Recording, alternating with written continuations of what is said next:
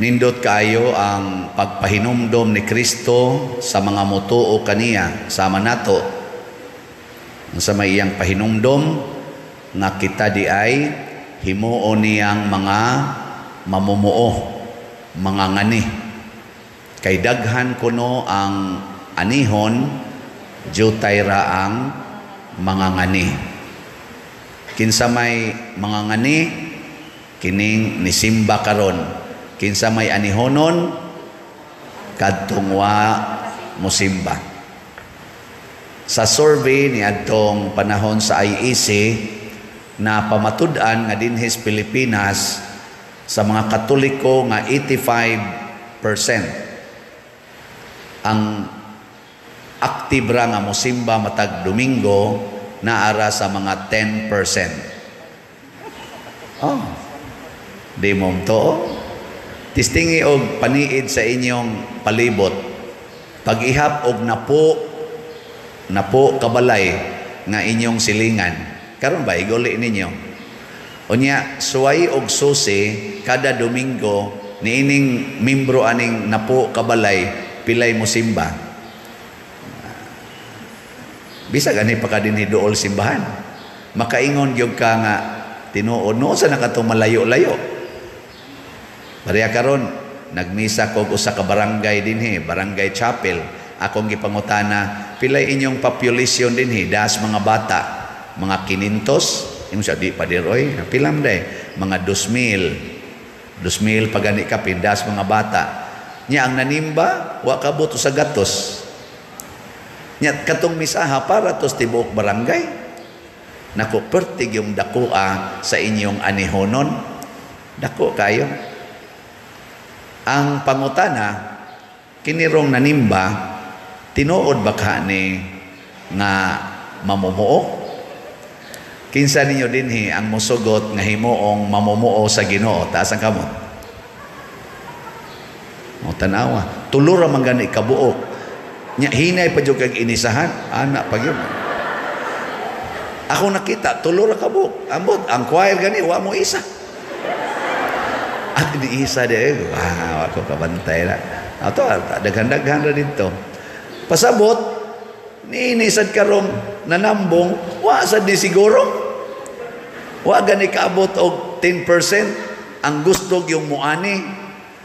Kay ang tinuod nga mga ngani, dili lang ang nisimba, ang mituo sa Ginoo. Mga magtutuo, disciples of Jesus. Mauna nga, ang iyang disciples duha man na kahutong ang 12 apostles na disciples to apostles ang iyang yung most trusted nya dayon kadtong 72 nga mo'y gipadala karon 72 nga disciples mga faithful disciples iya na sang gipadala naata na bilong ana wa naman ta mabilong sa 12 kay special man tong 12 arita mabilong sa 72 symbolic sa atong tibuok nang magtotoo. Sige, kadtong wa mo isa, mga disipulo mo siyawa. Lagi. Kay ang tinuod nga anihonon kanang mga taong giharian sa yawa. Ang mga ngani kanang mga tao nga giharian sa Ginoo. Sige, tagaan ta mo second chance. Basin pa day, mausap inyong una-una. Last chance na lang niya. Kinsa dinhi ang musugot nga himuong mamumuo sa Ginoo? Taas ang kamot. Maayo. Ubay-ubay na. Jutay na lang ang wa mo isa. Pasabot, di pa to sila musugot nga himuong mamumuo sa Ginoo, posibleng mahimo silang mamumuo sa demonyo. Karon kinsa may mamumuo sa Ginoo nga tinud-anay unsa may una niyang sugo insiya pagdalagid mo pakigdait bisag asa mo muadto ang isulti gyud pakigdait or kalinaw so magdalag yung kalinaw o pakigdait so kamong tanan nga niisa karon igadto ninyo iguli ninyo pakigdait gyud ha kalinaw ngadto sa inyong mga silingan o kauban sa balay. Kamong mga ginikanan, kung magyaw-yaw na mo, unsa may inyong dala, pakigdait o kagubot. Mo na ay na mo pagyaw-yaw, makigdait na mo sa inyong mga anak. Kamong mga anak, igabot sad sa inyo, adto ra mo magsigig tan-aw ng cellphone, di gid mo manghugas, di gid mo manglaba, di gid manglimpyo, nya dagko pa kay mugkaon. Unsa may inyong gidalasan ngadto sa inyong ginikanan, pakigdait o kasuko? Murag kasuko gitingali da. Maglagot man to magtan-aw ninyo. So makigdait ganita pasabot atong tagaan sila og nindot nga batasan, nindot nga naong. Sige, lingiay mo tupad. Sugdi ko no be, tagaig nindot nga batasan, ing na friend na ta. Friend na ta ha. Friend. Sa to pa makigdait ka kay friend man, friendship. Ana, kamong mga asawa, friend ba mo sa inyong bana? Kani, wag ni siguro yun. Daghan kayo, mga asawa nga enemy silang bana. Kamo sang mga bana, unsa man, friendship mo sa inyong asawa? Usahay ra gyapon. Na, ayuhag yun, pakigdait. Ikaduha, nga timaan nga kita mamumuos Ginoo, di gyud kuno ta magdag kwarta. Way kwarta hay. Siya mo pagdag kwarta or sudlanas kwarta. So, kung nagdamo og kwarta diha, ihog na tanan sa kolekta. Aron iniglakaw na ninyo, wa na gyud mo'y kwarta. Unsa may inyong gida? Ginoo. Ginoo ra gyud yung dadon. Kay ang kwarta di man naman luluwas. Ang manluluwas ang Ginoo. Kanang kwarta makadaot pang gina kun imo nang dadon-dadon na sigihan kag tan-aw sa mga kawatan. Tan-aw daghang kag kwarta kuoton. Kwarta di masuko na sad ka. Awa na, impierno na. Or parabol raman sa ni mura man ni siya kana ganing singan ana pasumbingay. Pasabot ayaw gyud pagsalig sa kwarta nga maoy makaluwas sa imong kinabuhi. Kana mo na importante kayo. Ayaw pagsalig sa kwarta nga maoy makaluwas. Unsaon man ang kwarta himuang agianan sa imong pagpakigdait sa imong silingan. Kana nindot kay na. Unsa may bunga kun ato ning sundon, matod pa ni Kristo, muramog mga karnero nga gipadala taliwa sa mga lobo.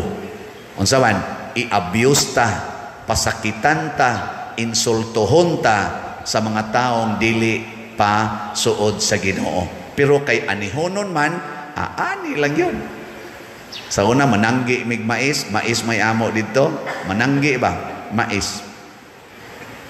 Mga samad ni usahay, sa kanang iya bitang kanang inigana kanang iyang kilid sakit man na masamad pero sige lang yun ani maani gyud tanan maani gyud katul kaayo kay perting daghanang dapaw ani lang yun makakaon yun agwanta ba mo na ingos Kristo gipadala ta mo samag mga karnero ngadtos mga lobo insultuhan ginoon mo primero pero sige lang. Usa sa atong mga modelo karon sa pag-ani sa mga anihonon mao si Bishop Chupilo Kamomot nga karon Venerable Chupilo Kamomot na. Ang tanan kunong kolekta adto simbahan iya ginang ipanghatag ngadto sa panginahanglan sa simbahan labi nas mga kabos. Ingon ana siya ka grabe muani motong nasuod kini siya maayo karon santosono na kaning venerable mao na ni ang first step para mahimong full-fledged nga santos. Ang sunod ani beato or beatification nya ang sunod ayon sainthood. So na siya sa nasud na siya sa official step para mahimong santos. So ang ayan tang magpasalamat mao nang magpasalamat gyud ang Archdiocese og iproklamar siya aron mahimo siyang nato nga modelo sa pagkamangangani. Di ako'y letter diring nadawat gikan sa iyang napmugna usas iyang namugna ang mga congregation sa mga madre kaning DST, Daughters of Santa Teresa, of Saint Teresa. Ako ning giapil sa kong humili ngano man matod pa sa Ginoo, ayaw mog kalipay kung makapawagtang mog mga yawa, makaayo mog mga masakiton, unsa may atong ikalipay nga masuwat ang atong ngalan didto sa langit.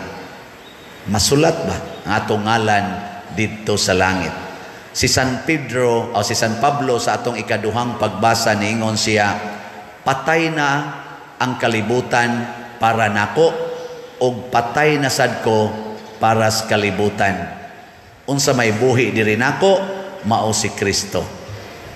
Kanang kwarta, kanang tanang mga kwarta dili na importante kun way Ginoo, wa gid nay value ang kwarta, balay, sakyanan, dungog, wa gid nay value basta way Ginoo. Muna si Bishop Chupilo Kamumot nagpakita niini og kita sad moambit niini aron mahimong mapuslanon ang atong paggamit sa kwarta, mahimong makaani og daghang kalag.